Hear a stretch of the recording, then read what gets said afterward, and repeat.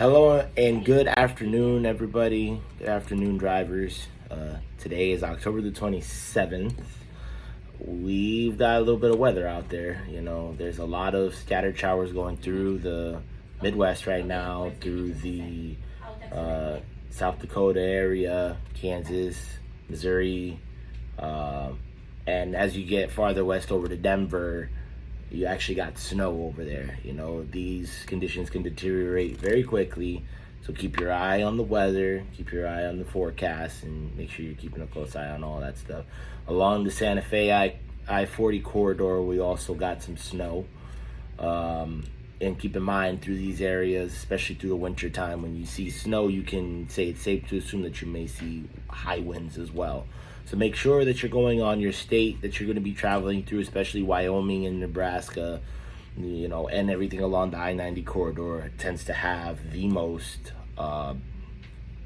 windy conditions and adversary conditions.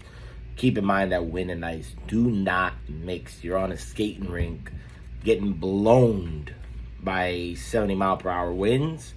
You probably need to either reroute or you need to shut it down for a little bit and call management. Let us know that you're not going to continue due to adversary conditions so we can let the appropriate people know. Okay, today's message, I want to talk to everybody about the new driver fuel agreement that you'll be seeing in your email inbox here shortly. This is nothing new. This is not news to anybody, or shouldn't be news to anybody. But if it is, then maybe we need to be having a talk one-on-one about this, and I invite any questions or any phone calls you have, but I'm going to try to explain everything as much as I can here. Currently, we having a big problem with fuel. We tell everybody upon employment here in the company that fuel is primarily to be purchased at FedEx. We want everybody to top their tanks off at FedEx. Obviously, if you're en route to another facility and you're going to need diesel in between that, right? Then you can go to your Love's, Pilot, Flying J, TA, wherever you want to go. Totally up to you.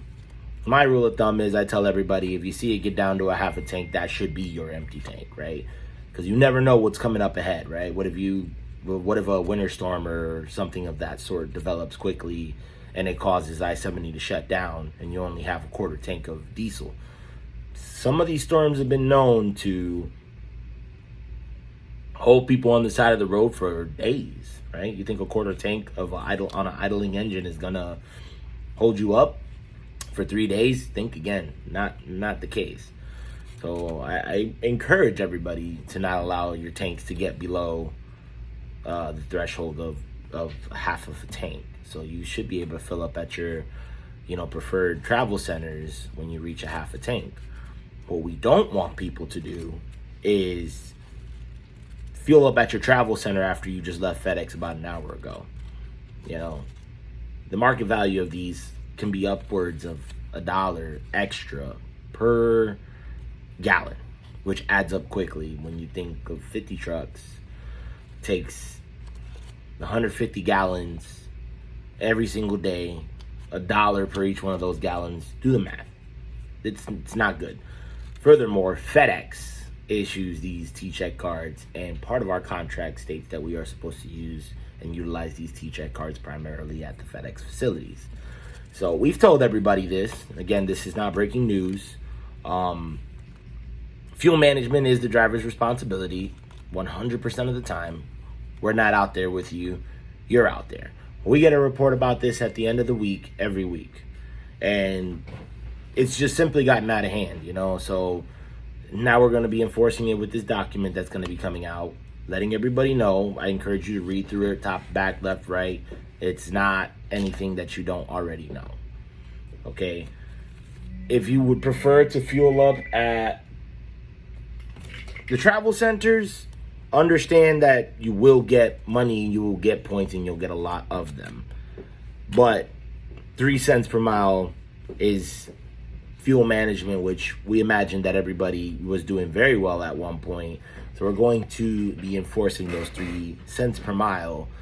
If we see at the end of the week that you did not make an effort to fuel your truck at FedEx facilities, top them off upon departure, your 3 cents per mile that accounts for fuel economy will not be paid. So if you make 35 cents a mile and you choose not to fuel up at a FedEx facility for that week, you now made 32 cents a mile, for example. Now, it's simple. Just do what we've always asked you to do. Top your tanks off at FedEx before you leave. Fill these tanks up at FedEx. Get your points after a half a tank is gone from your tank. Fuel up at your travel centers at that point. And none of this will even matter. All right? We just need everybody to come together and understand where we're coming from. And just let's all do the right thing. Let's all follow the rules. I mean, this isn't breaking news. Otherwise, that's all I got for today. Everybody be safe out there. Call us if you need anything.